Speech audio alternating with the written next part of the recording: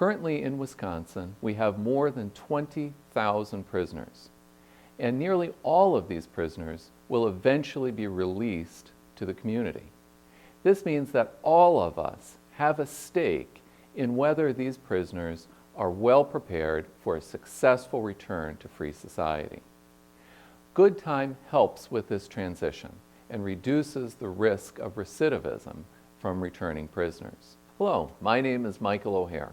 I'm a criminal law professor at Marquette Law School, and I'd like to talk today about good time.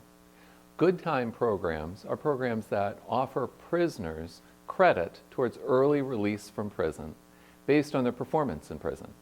Prisoners earn good time by avoiding disciplinary infractions in prison, and they can earn additional good time by participating in employment, education, or rehabilitative programming opportunities. As Wisconsin considers reforms to its criminal justice system in an effort to reduce the size of its historically large prison population, I think that good time should be one of the reforms that the legislature considers. Good time provides incentives for prisoners to stay out of trouble in prison. It therefore promotes a more orderly, safe, and constructive prison environment.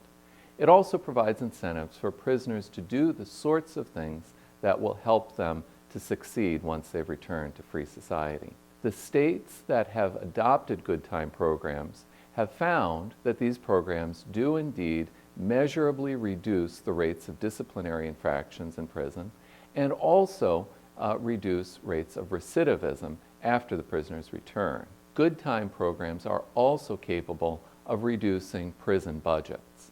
Currently in Wisconsin, we have $1 billion prison budget, which is larger than the budget of the entire University of Wisconsin system. In Wisconsin and across the country, state legislators and policymakers are looking for ways to reduce prison populations without endangering public safety. Good time provides just such a reform. It helps to move people out of prison more quickly if they are demonstrating by their performance in the prison context that they can be safely released. Good time has an ethical dimension.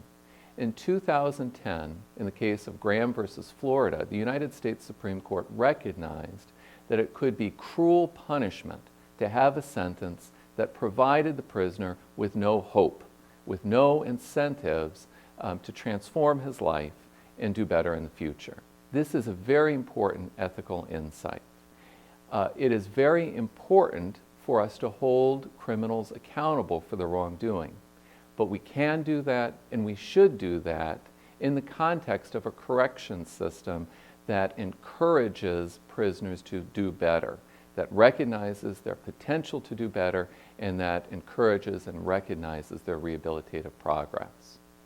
For all of these reasons, I think that good time should be on the agenda as the Wisconsin legislature considers criminal justice reforms in the current legislative session. If you'd like to learn more about good time, I'd encourage you to read my article in the March issue of the Wisconsin Lawyer.